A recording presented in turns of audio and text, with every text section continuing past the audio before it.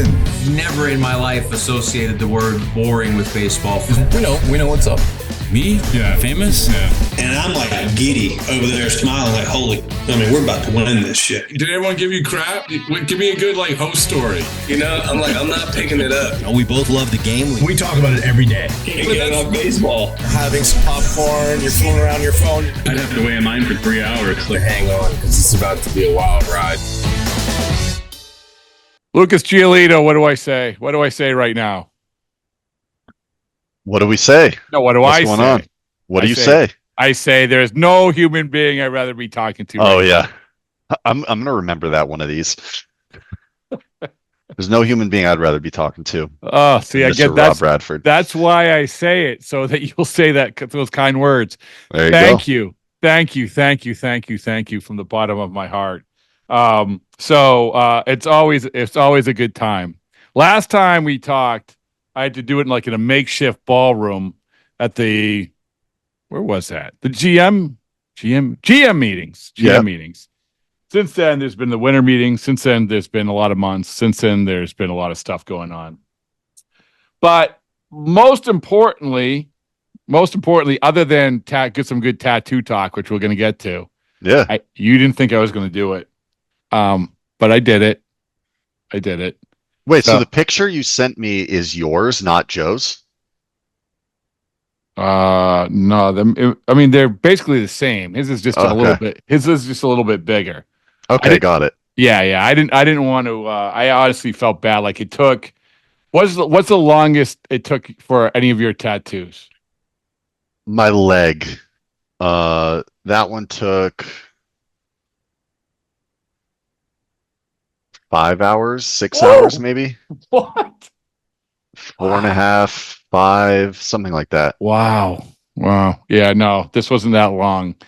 But I didn't want to. I didn't want to push my luck. I took the smaller version. It's not that much smaller. It just looks smaller because my biceps bigger. I've reached full muscle capacity. Before we get to other stuff, people are asking how you are. I just want to cut to the chase, right? So there's I just want, what I want to do is I want to have a recording of you saying, I am here. I am doing this. I feel like I will be ready for this. Yeah. Right? So please, the floor is yours. Go ahead. Yeah, I'm here. I'm in Fort Myers, obviously continuing the rehab progression, which is at this point, kind of coming out of the rehab progression, throwing off the mound soon. Me and Garrett, we're on the same program. Yeah, I'm going to be ready for full spring training and a full season. So, I find it funny when I see the stuff online saying that I'll be coming back in June. I don't know where that came from. I have no idea. I asked a lot of people. No one really knows.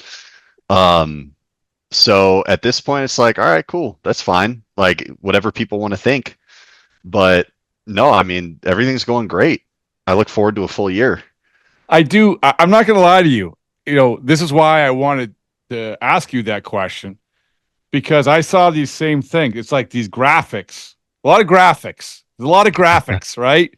When you trade for Crochet and then you sign Bueller and you have these guys and and then there's little print, Lucas Giolito in also later in the year or whatever. And I'm saying this, I'm here to build you up. It's a compliment. All this is a compliment.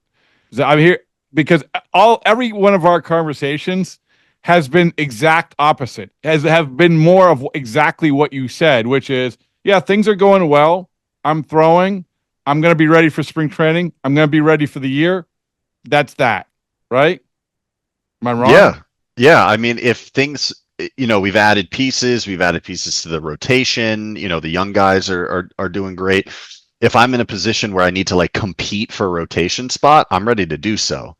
That's not something I've had to do for a few years. I've been very lucky, but considering the talent that we have in our rotation, if I'm competing for the fifth spot or sixth spot, however they want to do it, all right, great. But I'll be ready for that.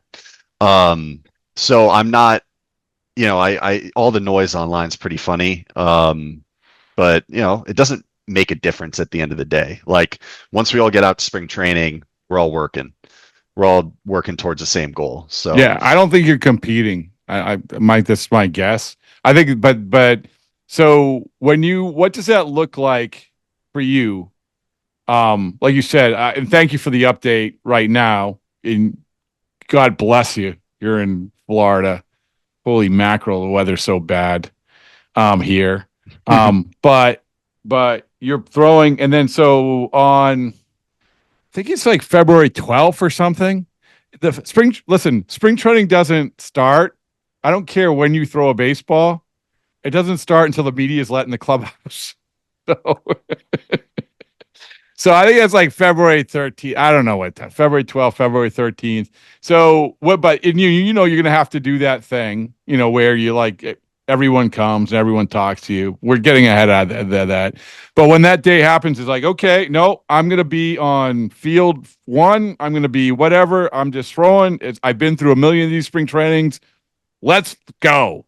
Let's let it rip. Right? That's what it's going to be like, I would imagine. Yeah. Yeah. Oh, nice. Yeah. The throwing program, the progression puts me like right there for spring training and all that build up during spring to come out early in the year. Usually guys in this day and age, you're not like coming out throwing 8 or 9 innings in first turn through the rotation, but it's like that 5, 6, and then it's kind of that gradual build up. So we'll see. I mean, we'll see how it plays out. I'm sure if someone comes out of the gate real hot and their pitch counts down, then CG's possible. Wow. Listen, and this was really all the plan all along. It felt like it anyway. Like everyone freaks out over timetables. As I said, the 0 dark 30. I know you guys freak out over certainty. You ever see 0 dark 30? I have not seen it. Oh, I downloaded it to my iPad to watch on the plane, but then I watched other movies instead. I watched on the plane yesterday. I watched Zone of Interest. What is that? It's about like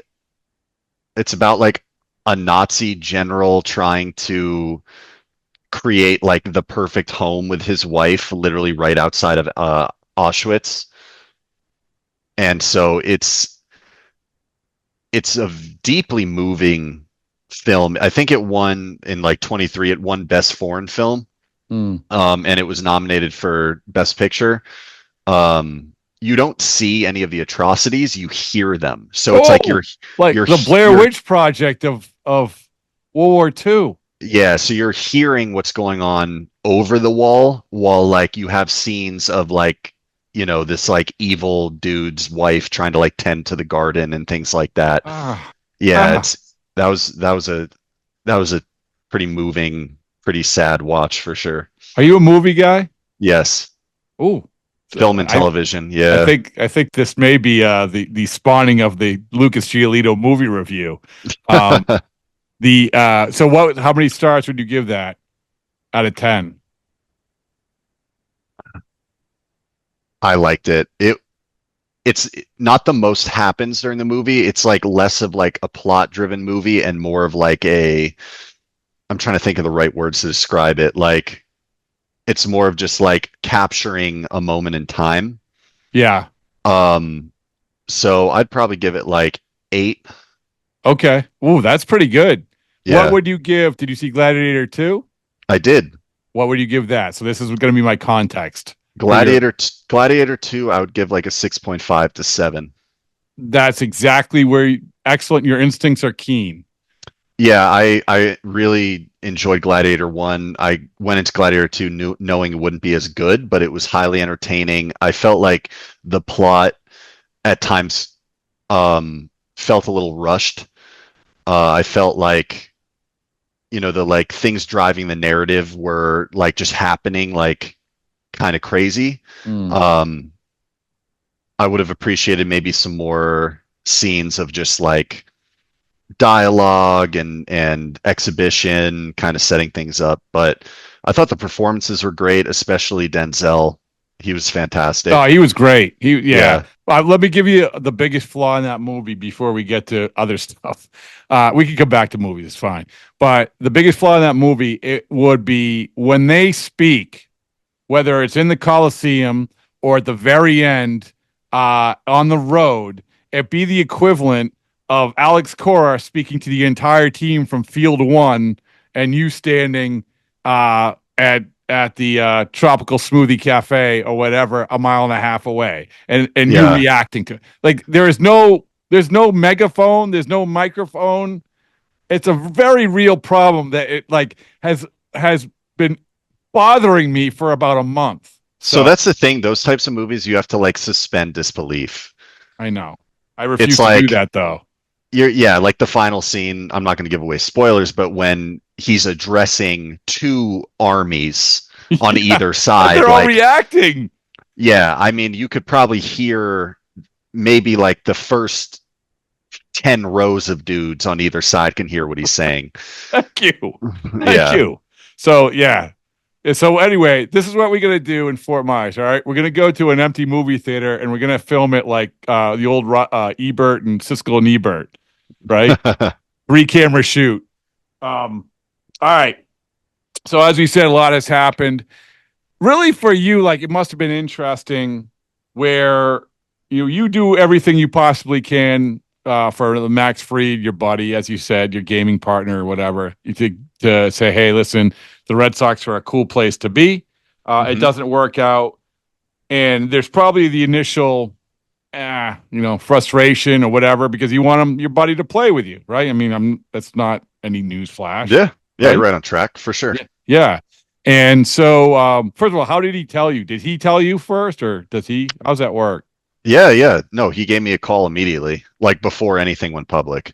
Ooh, yeah, okay. so it was, I mean, that I appreciate that he did that for sure, because it's kind of like finding out things on Twitter or Instagram before your agent calls you or whatever. It's a similar type situation. So I appreciate that from him for sure. And at the end of the day, like, you can't blame him for his decision. That was, he made the best decision for him, his family.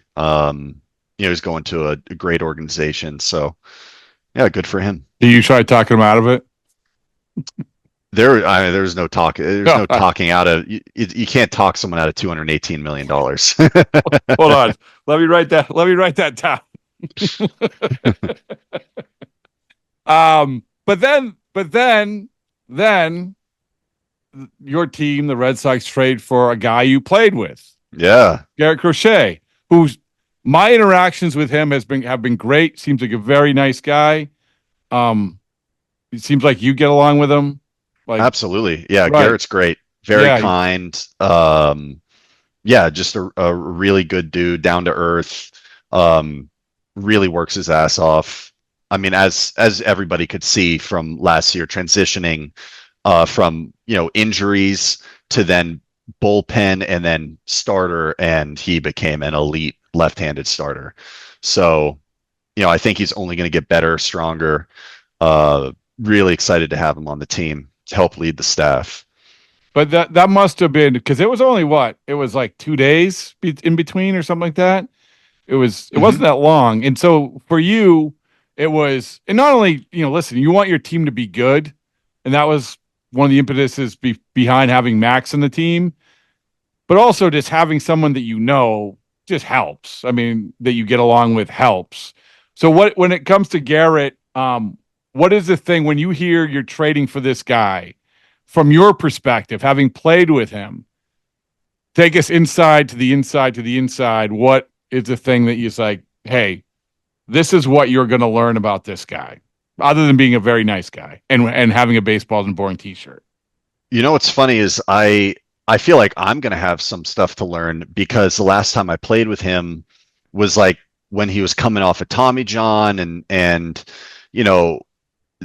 coming back from that kind of injury and, dealing with setbacks and things like that. It can kind of put you in a different mental place.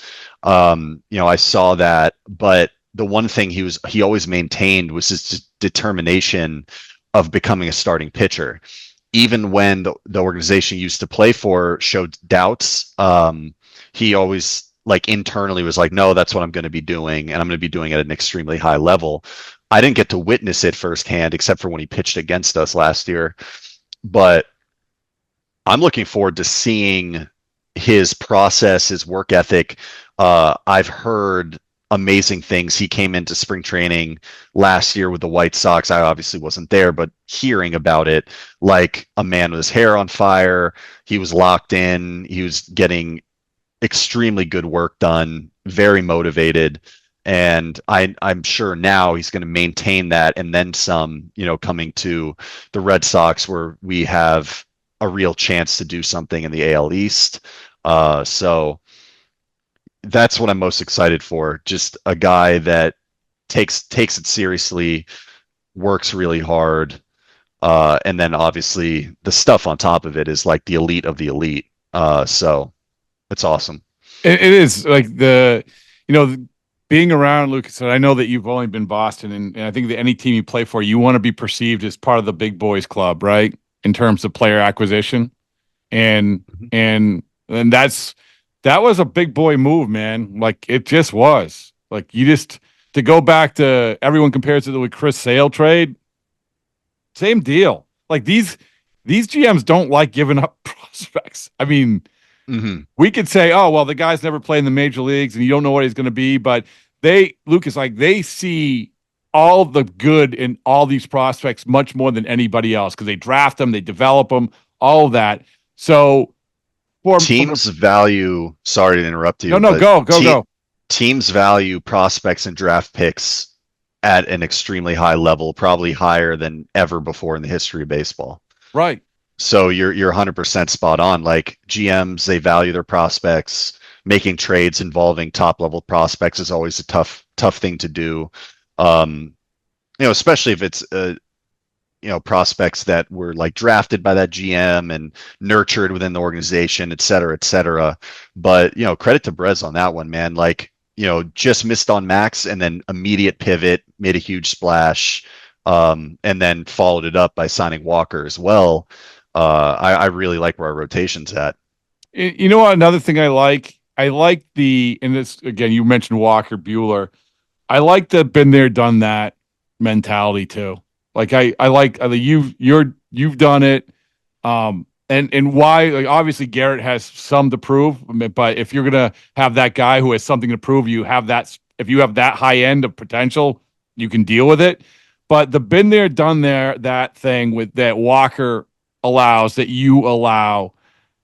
We saw it, man. Like it is something that I don't think front office is value enough. And I'm hoping that front offices and this front office also keeps valuing it because it's proven, right? I mean, it's fine to have young players. It's cool. That's great. But the been there, done that, the mentality of getting 100 through 162 and then getting through a postseason, all of that. I don't know. I'm just ranting. Sorry. Yeah, no, I get it. I give him credit to Walker. He's done a lot more been there, done that than I have. He's got 2 World Series rings. So, yeah, but still excelling through a Major League Baseball season. Yeah, for sure. There's a lot that goes into that. Obviously, bringing in experience and wisdom and all those good things. You can help lead the younger guys, especially if they might be going through a rough patch or something like that. Keeping confidence high, maintaining a good energy in the clubhouse. Those are all kind of like intangible things that I think a lot of people don't necessarily look at when someone's building like their dream roster. They're just looking at numbers. They're looking at, this player can do this player can do that, this player can do that. But as far as having the right kind of vibe in the clubhouse, the right kind of guys to pick each other up, over the course of a very long season, the longest professional season in it's long in American sports. I think I'm right on that. Is that correct? Yeah, of course. Yeah, we play the most games. Yeah, and there's no better way to prepare for it than staying in Fort Myers for an extra 4 months too. So I mean, Hey, it works out great for me. I get to work out, work out with the other guys that are down here, and we get to motivate each other. I love it. Medical staff down here is excellent. Shout out to Kevin down here, our PT. So yeah, it's been nice. What do you word association, 6-man rotation, which is another thing that came up. What's your thoughts?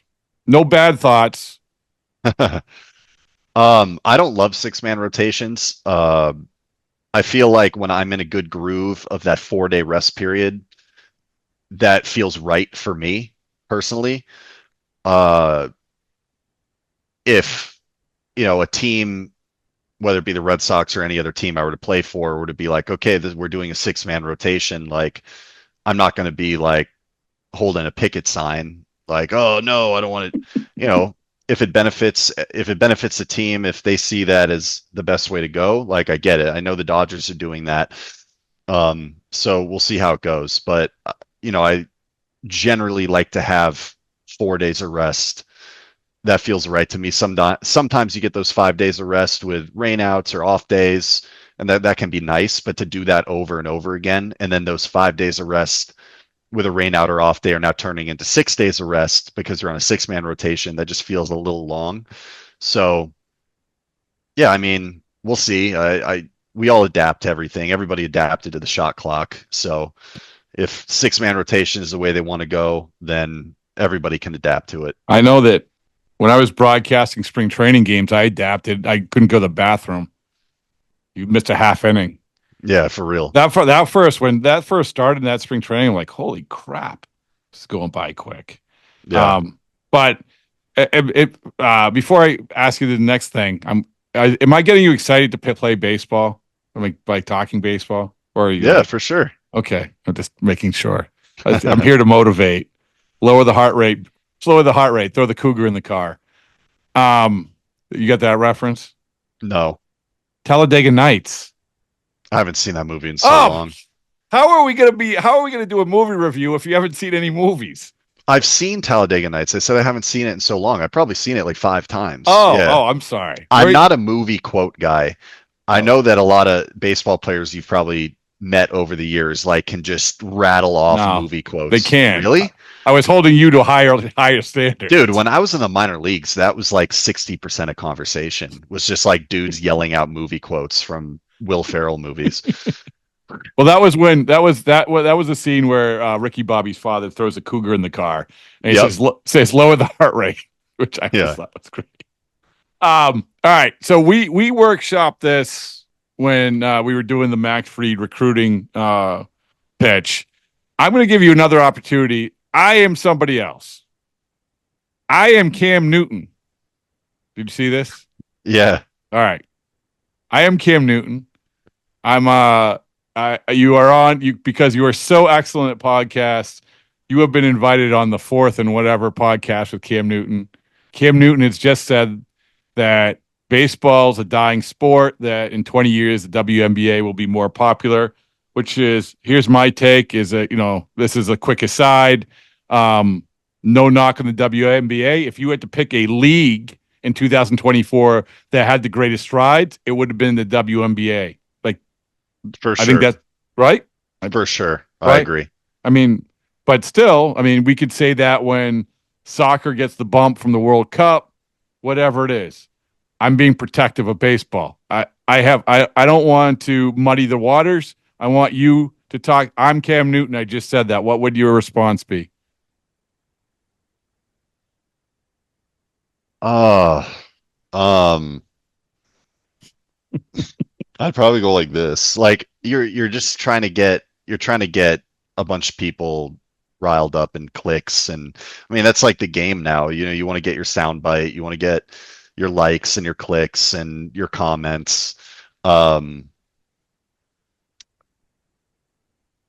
don't know, dude. I don't think that's a real statement. I think that's just someone that's talking that doesn't really know what's going on in that world. Like, I'm not going to make any comments about football to Cam Newton because he knows football like 1,000% better than I do. So, I kind of just disregard that. Yeah, I mean, I think I just talked to we just did one with Adam Ottavino, and I think he said it. It's like Cam Newton probably has not watched baseball at all. And I guess what I'm saying is that what that did was allow for a conversation, which is fine. It's great, right? Mhm. It's an extreme conversation, and you can take the conversation to the WNBA, to Caitlin Clark, to all that stuff. And then, but the other part of the conversation is what we also have to understand is that baseball, if we're saying 2024, if we're going to go through the leagues that took steps forward, baseball absolutely took a step forward. You know how I know? They just signed a guy for $800 million, you know? Yeah. So anyway. Yeah, I think the popularity of baseball is relatively stable right now. You know, you have some superstars, especially Shohei Ohtani. I mean, just so dynamic. Yeah, I think we're in a pretty good place, not gonna lie. It's, you know, the thing is baseball it's a very intricate sport. So I think that most baseball fans, they kind of grew up with it and then they understand the game. For like a random person to just watch a baseball game for the first time, they're gonna be like, "What the fuck is going on? What is this? Like, it's 3 hours long. I don't know." You know, they're trying to make it shorter. I get that. That's why we have the shot clock and everything now. But I'm not too concerned with like the health of baseball right now. I think we're probably good at least for the next 20 years, without having to do anything drastic. Yeah, that's kind of my take on it. I don't think that it's too big of a deal. I think that making it more accessible in kind of today's day and age of like streaming and the internet is hugely important. The TV deals and everything, those are kind of becoming very archaic. It doesn't really make too much sense anymore. Having blackouts in your home city, these are things we've been discussing. We've talked about that in meetings before. So I'm hoping that, the leagues and the media companies can kind of figure out a better way in kind of today's day and age. But that's just for accessibility. I mean, you want to make it as accessible as possible. No, it's true. It's, again, a year ago, we wouldn't have said, "Oh my goodness, Netflix is going to have Christmas Day games, NFL games." Like, we have to adjust. We have to adjust. Hopefully that's what we're doing here. Which, by the way, another thing that came up was that, the Manfred starters have to go 5 or 6, or the toying with that idea, the 5 or 6 innings thing, which Brian Bannister came on this podcast and he had a more palatable answer to that, which was, if you don't do that, maybe you lose a DH later in the game or something. I don't know. I get where they're coming from, Lucas. Like, it's injuries, it's wanting starters, pitchers like yourself. I get the Lucas Giolito ticket. That's something. I don't know. But I don't know if you have any thoughts on that either. The minimum innings pitched for a starter. Yeah. So my thing is, like, what if the starter goes out and doesn't have it that day and he's thrown 45 pitches in the first inning? It doesn't happen too often, but like, what do you do in that situation? Like, can you create like a safety net where if a starting pitcher has thrown over 50 pitches or 40 pitches in an inning, like, that's a good one. You're allowed to take them out. Yeah. Because especially because of the shot clock, doing that and throwing 40 plus pitches in an inning is extremely taxing. And then once your body gets really tired and your mechanics break down and you're still throwing at maximum effort, trying to get big league hitters out, you're putting yourself at a high risk of injury. So trust me, I love the idea of starters pitching deep in games. I don't think I would necessarily mind that rule being implemented at all, but I think you need to create safety nets. I like that. See, we're getting to a place where this is palatable. Honestly, so that's what we're going to do. That's the goal for 2025. Where's the book? Where's the book? You were so kind to have product placement for A damn near perfect game, co-authored by Joe Kelly and myself, in your locker room. Admittedly, not having read it, but still.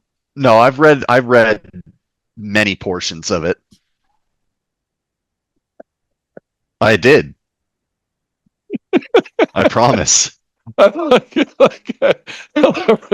Wait, so let's compare that to watching a movie.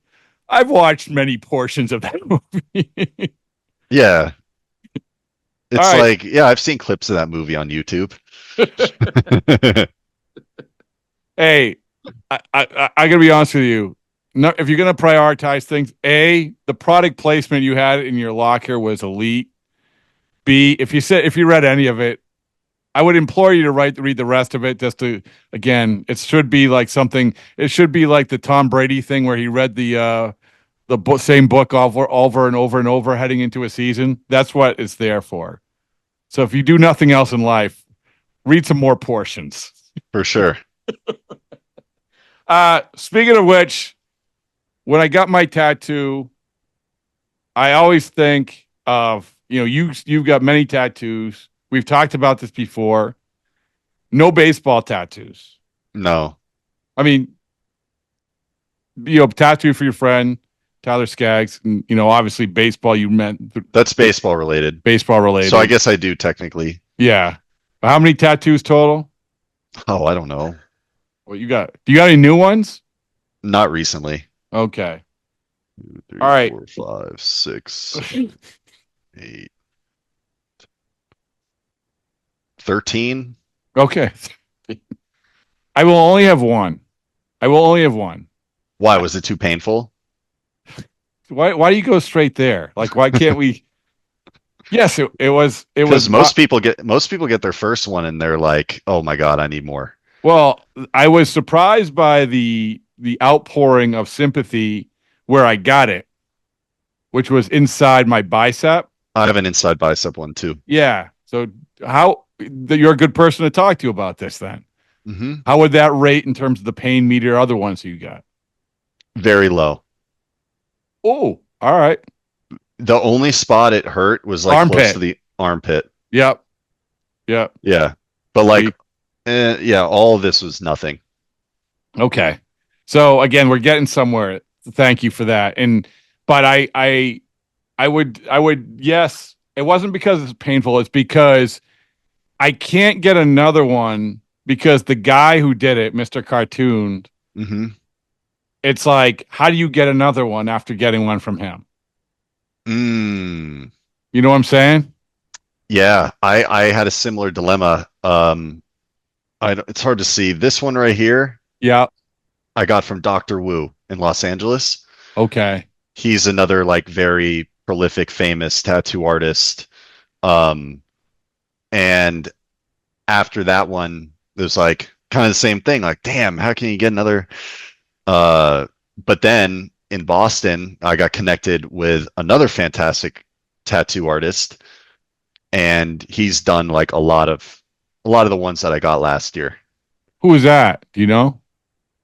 Raphael. Let me shout him out. I'm gonna shout out his Instagram and everything for whoever's watching. Yeah. Now that I'm in the tattoo community, it's very important that I. Yeah, Rafi Barros. Okay. Barros. Okay. So it's Raf Barros Tattoos on Instagram. Okay. He's done like Ink Masters and things like that. He's been around the block for sure, and he's extremely talented. So you had heard, I think we had talked about, you had heard of Mr. Cartoons before. Of course. Yeah. It was a scene, man. It was, and you can probably appreciate this, is that when Joe got his baseballs and boring tattoo first, I haven't seen a reaction from a human being like that in a long time. Like it was the element of Joe knew of cartoons like for a while. He idolized him. The intricacies of it, the detail of it, the artistic nature of it.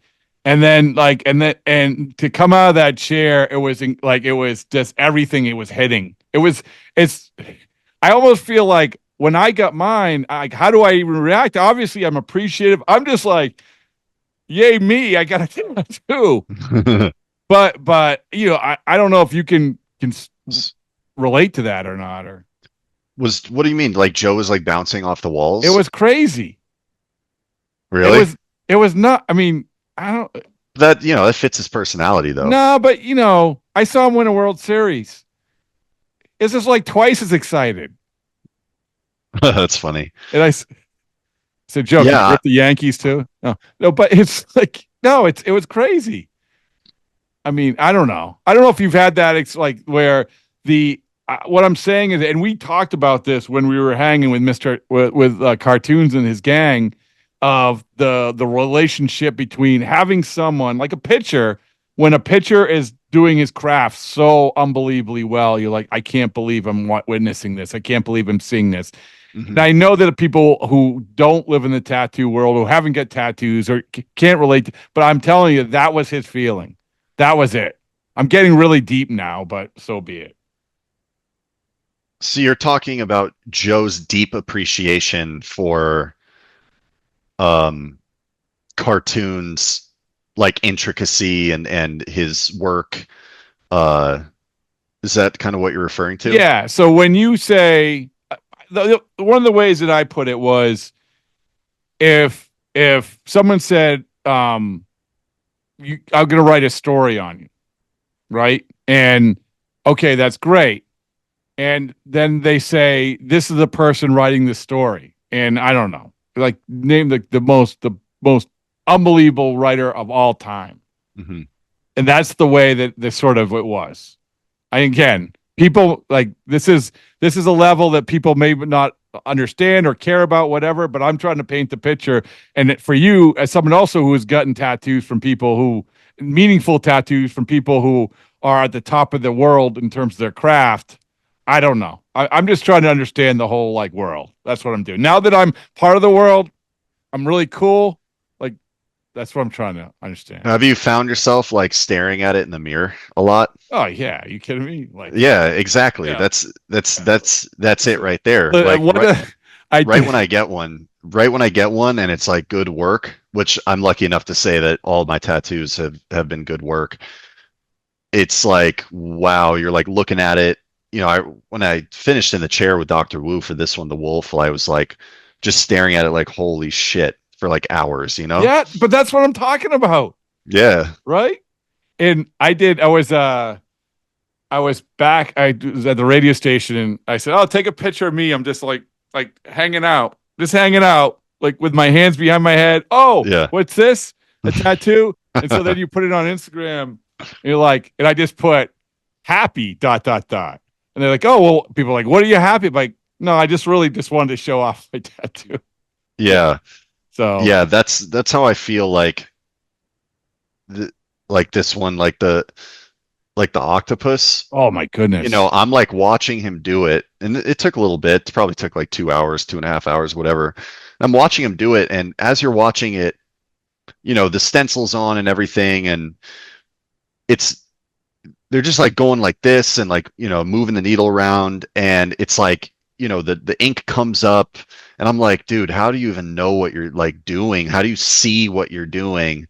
And then boom, it's done, wipe it off, and it's like, holy shit, like it looks exactly like the stencil and better, because obviously there's more depth and color and everything like that with the actual ink. So it's crazy. And so I'm not going to say who this was.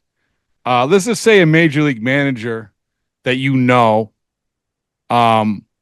after I got this done, I was out in LA. Actually, we have something in common. We were in LA in 2024 for about 24 hours. Both. Mm-hmm. You were there for the World Series. I was there to get a tattoo. As I was going back, I sent this person a picture of the tattoo, and they said if they won the World Series, they would also get a baseballs and boring tattoo. Nice. I mean, you can jump on the bandwagon if you want. I just might have to. I mean, it's a good tattoo, right? It's a good one. Just please say it's a good one. Yes, it's good. Yeah, no, it's good. I mean, the one you sent me, I don't know if you showed me yours or you showed me Joe's. Again, Joe's is just a little bit bigger, but it's the same thing. Got it. Yeah. So, all right. I I appreciate you. I appreciate everything that you do, and I appreciate that first and foremost, we've identified you as the preeminent movie critic in Major League Baseball, which we are definitely going to take advantage of. And I also appreciate you setting the record straight on internet graphics.